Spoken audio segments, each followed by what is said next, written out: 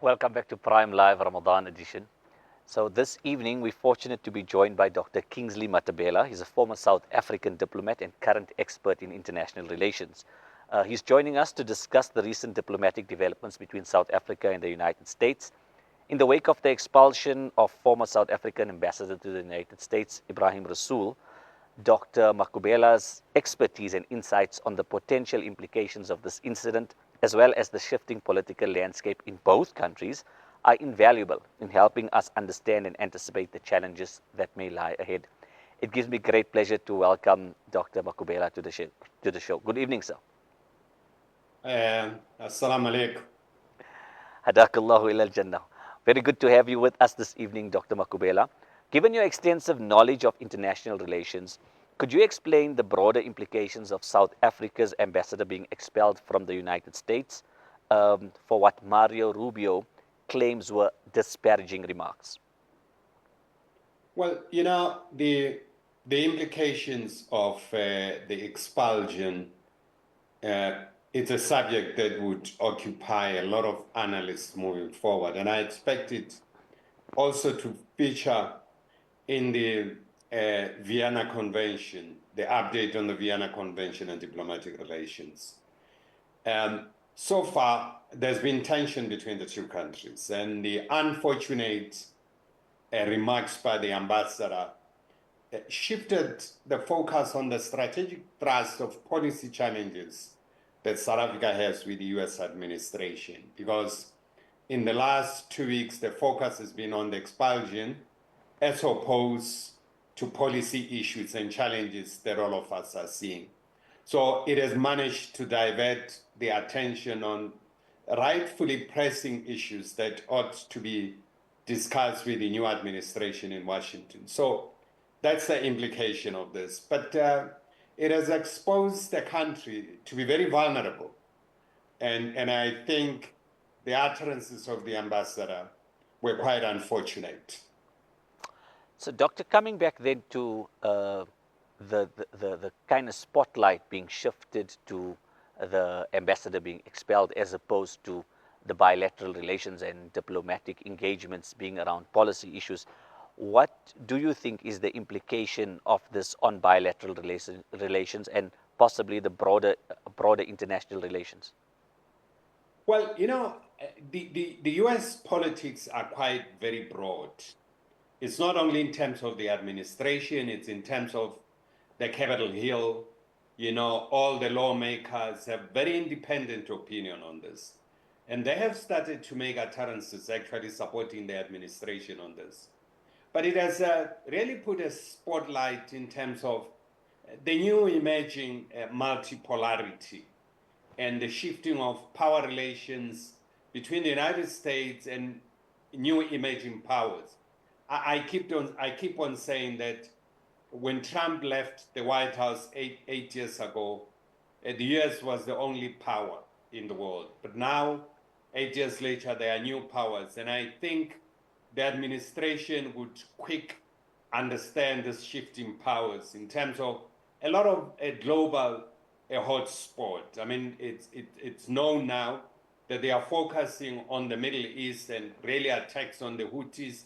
But the Houthis, they are a totally different power compared to 8 years ago.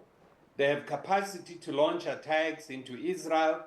They have capacity even to attack the ships. The Strait of Bab al-Mandab, the Houthis control access to that. So Trump would very soon realize this shift in power. And now there are hotspots also in the peninsula, in the Korean peninsula. So that requires attention. They're shifting their ships there to move to the Middle East. So these are the challenges. And now we have a conflict carrying on between Russia and Ukraine, and they're trying to resolve that. And they're trying to project this administration as the administration intend on peaceful resolution of conflict, and yet they are launching new conflicts. So very soon they will realize that there's a contradiction in their policies. Mm-hmm. So let's bring the discussion back to us as South Africans and the implications for us.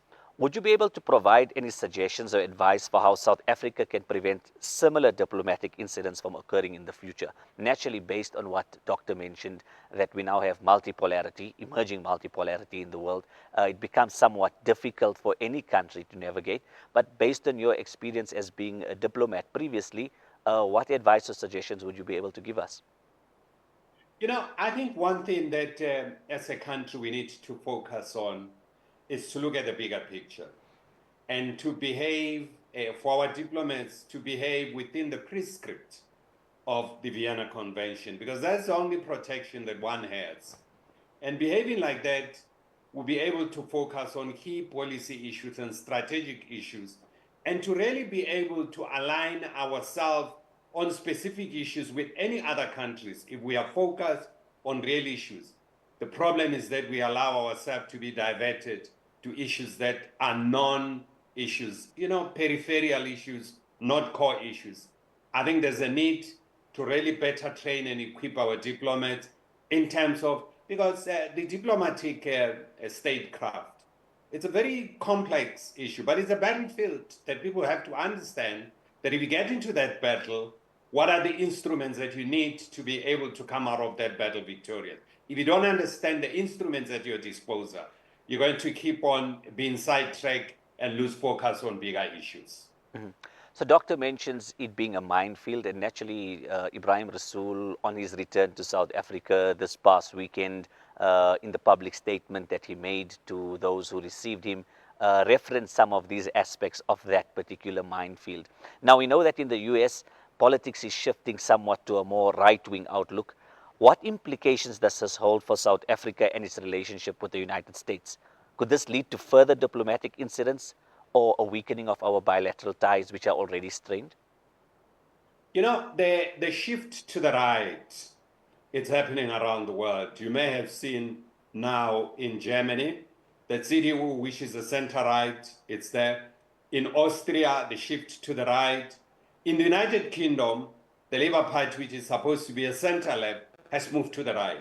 So somebody actually, when I was saying the left has collapsed around the world, he actually said the left has left us. So there's no more left around the world. So what South Africa has to do now is to learn how to coexist with the right and even the far right to be able to project our interests in this uncharted territory. Looking at another dimension of the strained bilateral relations, the type of miscommunication that's been perpetuated within the US with regards to what the situation actually is in South Africa. We know organizations like AfriForum have been exerting increasing pressure on the South African government, yet their activities abroad have been largely under the radar up until fairly recently. How do you see this influencing the future of South Africa's politics and relations with other countries? That's why I was saying we need to adjust to this shift to the right. I think organizations like the AfriForum and so on have realized that the world has moved to the right. And they are starting to want to realign their strategies with this new right-wing phenomena that is emerging around the world. What we need to do as a country, we need to have concrete strategies that will be able to deal with the right. I mean, I remember during President Thabo Mbeki's side, South Africa has the best of relationship with the center-right. The Republicans were in power in the United States. And South Africa was able to get a lot out of that. I think we need to go back to the drawing board about what are the strategies that we need to implement to deal with the shift to the right. Even the shift to the far right, we need to be able to manage that because there are alliances between the center-right and the far right. And we need to be able to come up with strategies that would help us to navigate that territory. And that will require a lot of thinking, and that will require really bringing up some of the best that we have in the country. And I can tell you, we have the best around in the country. We need to stick to issues and not be easily provoked to sidetrack on key issues. So, Doctor, as you correctly mentioned, that most of the world is moving towards the right, or if not already at the right, moving somewhat to a further extremity of the right. Our state president has continuously mentioned that the South African position on almost all issues is neutrality. Would this mean that in terms of us re-engaging our strategy and the manner in which we manage our diplomatic and bilateral and multilateral relationships, we somewhat have to move away from what we've held as a country in a democratic South Africa as our holy grail? No, we don't have to move away from the core issues that we really believe in as a country. We need to focus on those issues because we believe that issues that South Africa stand for are politically and morally correct. And therefore, there's nothing that can defeat these issues. So we need to focus on these issues in our engagement with these countries. What I'm trying to say is that we should resist the temptation to be sidetracked because those who are actually opposing it, they realize that within their societies, it will be very difficult to justify some of these issues. Take, for instance, the atrocities that we're seeing in Palestine.